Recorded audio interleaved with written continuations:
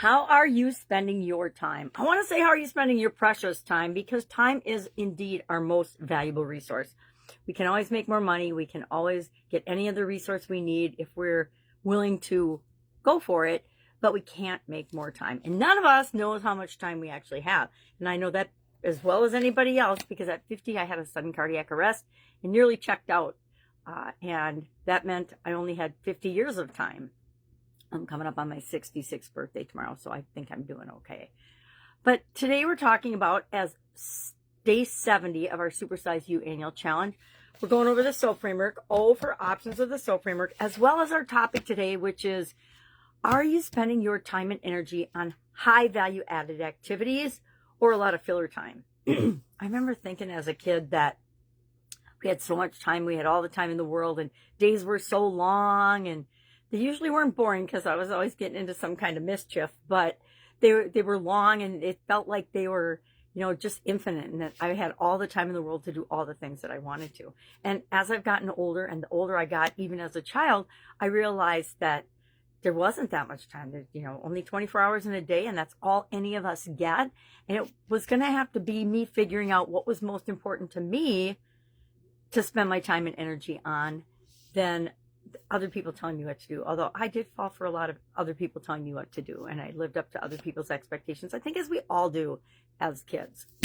So today, ask yourself, am I spending my time and energy on low value activities? Meaning, and value in this instance, I mean an exchange of money or an exchange of value. If I am doing laundry and dishes, which I still do on occasion because I can't stand the mess around, is that a $100, $200, $500, $1,000 an hour activity, or is that a $10 an hour activity? Probably a $10 activity. I remember doing this exercise. I'm just going to share this with my business community, but I was actually working in my business because somebody had called in sick, and in a manufacturing facility, every station has to be manned or occupied by a human being in order for the process to work. So somebody called in actually they were a no-call, no-show, which that was one of my first ever no-call, no-shows. I'm like, what the heck happened? I assumed that they had gotten in a car accident and were in, jail or something, because that happened once or twice in my business when one of my employees didn't show up because they were in jail. So I don't even know why I said that or shared that. That's funny. But it just means I give people a chance, a second chance when, they need it. So I was on the cooker, it's called. It was on the cooking position in our manufacturing facility and doing RAVs. And I was thinking about how much time I have wasted as an adult in activities like what I was doing right then. That was, a $15 an hour job.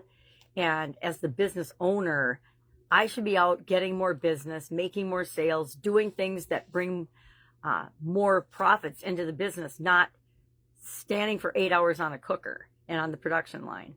But sometimes you have to do that, right? If you are a business owner, if you're a good employee, you fill in where you're needed. You do what you have to do to get the job done, right? That's one of my personal core values and philosophies. So ask yourself today, what am I spending the majority of my time on? And if you're not where you want to be financially, because this month's all about money and our finances, then you have to start swapping out, because you only have 24 hours in a day, right? We all get the same 24 hours. Of course, it's different based on your time zone, but it's still the same 24 hours.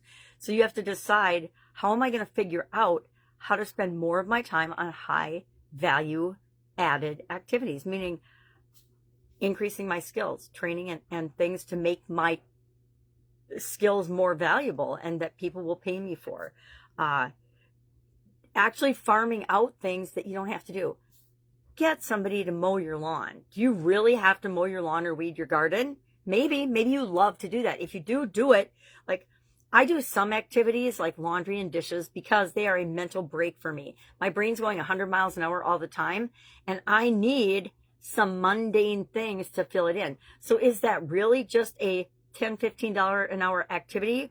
Or have I turned that into an activity where my brain gets to work free flowing and chill a while, and I actually get a whole lot more than that? So I've turned laundry and dishes into more like $100 an hour activity because I'm using my brain in a positive, refreshing way while I am doing that thing. But the point is, some of those things we have to be willing to delegate and let go of. We don't have to do them all ourselves. Or share the load, especially when it comes to things at home. Sometimes we have to share the load and make expectations and agreements with one another to take care of some of those things. So we don't have to hire somebody outside of our household to do them, but they get done in a way that doesn't make us feel stressed out or guilty. Think about, and I ask kind of the same questions every day. Have you noticed? How's that impacting you?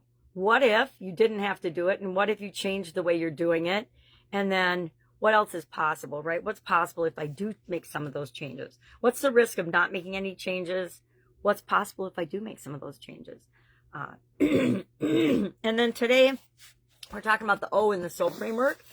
Step 2 of the SOAP framework, O stands for options. And we want to explore different options and brainstorm options to fill in the gap that we identified yesterday between where our current story and our desired story. So I picked monetization of my school community because that is a project I'm working on, as well as building my YouTube, a whole new YouTube channel for that business and school. But that's more a business thing, right? But for personally,